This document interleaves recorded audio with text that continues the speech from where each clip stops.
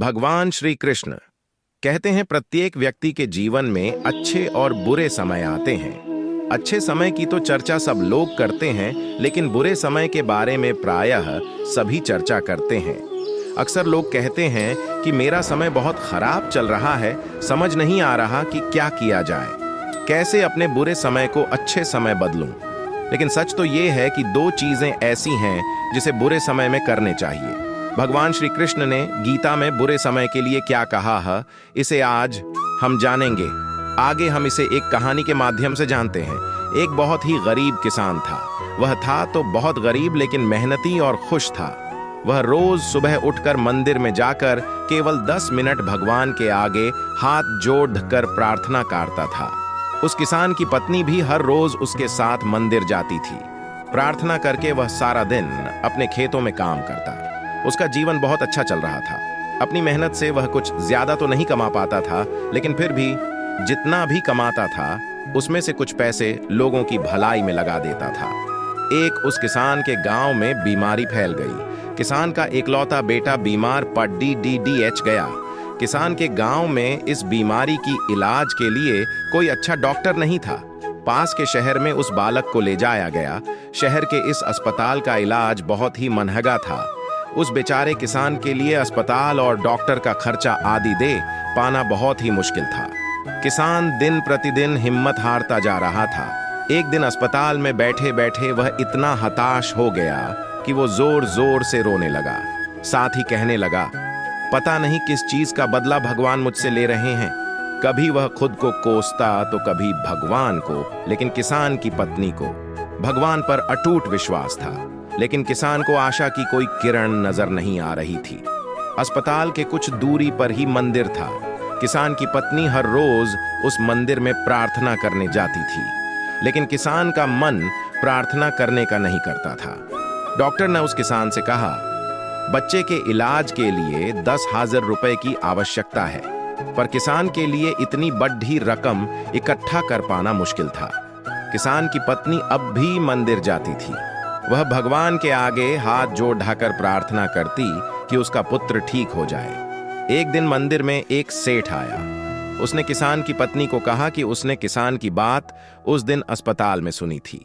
सेठ को बातों ही बातों में पता चला कि किसान को 10,000 रुपए की जरूरत है।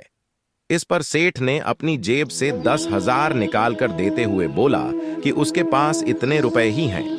साथ ही सेठ ने कागज पर अपना पता लिखते हुए कहा, अगर उनको और पैसों की आवश्यकता हो तो वे बेहिचक मांग लें। महिला ने उत्तर दिया, इस कागज की कोई आवश्यकता नहीं है। वो जानती है कि ये पैसे उसको किसने भेजवाए हैं। जिसने उसे ये पैसे दिए हैं वह परमात्मा उसका हमेशा ख्याल रखेंगे। इस कहते हैं अटूट विश्वास। ये सबसे जरूरी चीज है जिसे हम अक्सर खो देते हैं।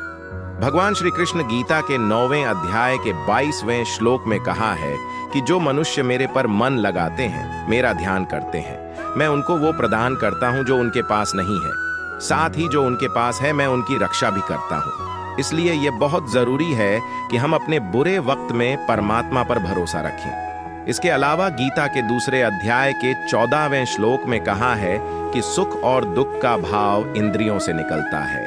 ये मौसम के समान है, यानी ये सुख और दुख दोनों ही हमेशा नहीं रहेंगे। इसलिए हमें सुख और दुख का समान भाव से सामना करना चाहिए। आपने महसूस किया होगा कि जो लोग अच्छे कर्म करते हैं वो परेशान रहते हैं, वहीं जो बुरे कर्म करते हैं वो खुशी से रह रहे होते हैं।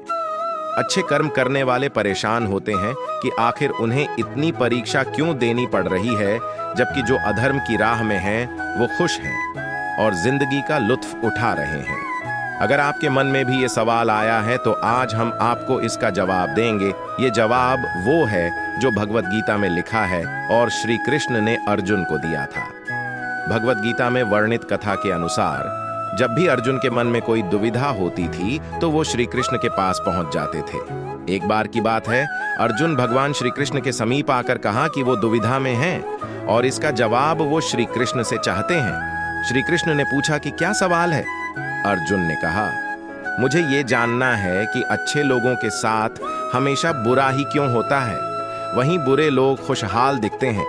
अर्जुन के मुंह से ऐसी बातें सुनकर श्री कृष्ण मुस्कुराए और कहा, मनुष्य जैसा सोचता है और महसूस करता है वैसा कुछ नहीं होता है, बल्कि अज्ञानता की वजह से वो सच्चाई नहीं समझ पाता है। अर्जुन उनकी ये बात समझ नहीं पाए। इसके बाद श्री कृष्ण ने क्या कहा वो जानते हैं। श्री कृष्ण ने अर्जुन से कहा, पार्थ, मैं तुम्हें एक कथा सुनाता हूं। उसे सुनकर तुम समझ जाओगे कि हर प्राणी को उसके कर्म के हिसाब से ही फल मिलता है। प्रकृति हर किसी को अपनी राह चुनने का मौका देती है। अब वो मनुष्य की इच्छा पर निर्भर करता है कि उसे धर्म की राह चुननी है या अधर्म की।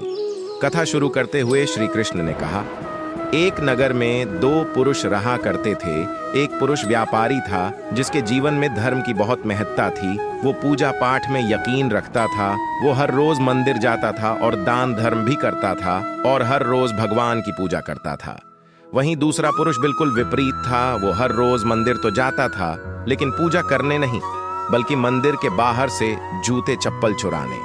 उसे दान और धर्म से कोई लेना देना नहीं था। समय बीतता गया और एक दिन बहुत जोर की बारिश हो रही थी। इस वजह से मंदिर में पुजारी के अलावा कोई नहीं था। ये बात जब दूसरे पुरुष को पता चली तो उसने कहा कि ये सही मौका है मंदिर का धन चुराने का। पंडित से नजर बचाकर उसने मंदिर का सारा धन चुरा लिया। उसी समय धर्म कर्म में विश्वास रखने वाला व्यक्ति भी मंदिर पहुंचा। दुर्भाग्य से मंदिर के पुजारी ने उसे ही चोर समझ लिया और चिल्लाने लगे। वहां लोग एकत्र हो गए और उसे बहुत मारा। किसी तरह वो बचते बचाते वहां से निकला तो दुर्भाग्य ने उसका साथ वहां भी नहीं छोड़ा। मंदिर के बाहर वो एक गाड़ी से टकरा गया और घायल हो गया। फिर वो व्यापारी लंगड़ाते हुए घर जाने लगा तो रास्ते में उसकी मुलाकात उस पुरुष से हुई जिसने मंदिर से धन चुराया था। उसने कहा, आज तो मेरी किस्मत चमक गई, एक साथ इतना सारा धन मिल गया। ये सब देखकर उसे बहुत बुरा लगा और उसने अपने घर से भगवान की सारी तस्वीरें निकाल दी। कुछ सालों बाद दोनों की पुरुषों की मृत्यु हो गई। मरने के बाद जब दोनों यमराज की सभा में पहुंचे और भले पुरुष ने दूसरे व्यक्ति को देखा तो उसे बहुत गुस्सा आया। उसने क्रोधित होकर यमराज से पूछ ही लिया, मैं तो हमेशा अच्छे कर्म करता था, दान में विश्वास रखता था, उसके बदले जीवन भर मुझे अपमान और दर्द ही मिला और इस व्यक्ति को नोटों से भरी पोटली। आखिर ऐसा भेदभाव क्यों? इस पर यमराज ने कहा, पुत्र, तुम गलत समझ रहे हो। जिस दिन तुम्हारी गाड़ी से टक्कर हुई थी वो दिन तुम्हारे जीवन का आखिरी दिन था, परंतु तुम्हारे अच्छे कर्मों की वजह से तुम्हारी मौत सिर्फ एक छोटी से चोट में बदल गई। तुम इस दुष्ट व्यक्ति के बारे में जानना चाहते हो। दरअसल इसके भाग्य में राजयोग था, मगर इसके कुकर्मों और अधर्म की वजह से वो सिर्फ एक छोटी सी धन की पोटली में बदल गया। कथा सुनाने के बाद श्री कृष्ण अर्जुन से कहते हैं, पार्थ, क्या अब तुम्हें तुम्हारे सवाल का जवाब मिल गया? ऐसा सोचना कि भगवान तुम्हारे कर्मों को नजरअंदाज कर रहे हैं, ये बिल्कुल भी सत्य नहीं है। भगवान हमें कब क्या किस रूप में दे रहा है मनुष्य को समझ में नहीं आता है। मगर आप अच्छे कर्म करते रहें तो भगवान की कृपा हमेशा बनी रहती है। इसलिए अपने अच्छे कर्मों को बदलना नहीं चाहिए, क्योंकि उसका फल हमें इसी जीवन में मिलता है। इसलिए मनुष्य का फर्ज है कि वो हमेशा अच्छे कर्म करते रहें, क्योंकि श्री कृष्ण ने गीता में भी बताया है कि किसी के द्वारा किया गया कर्म बेकार नहीं जाता है, चाहे वो अच्छा हो या बुरा।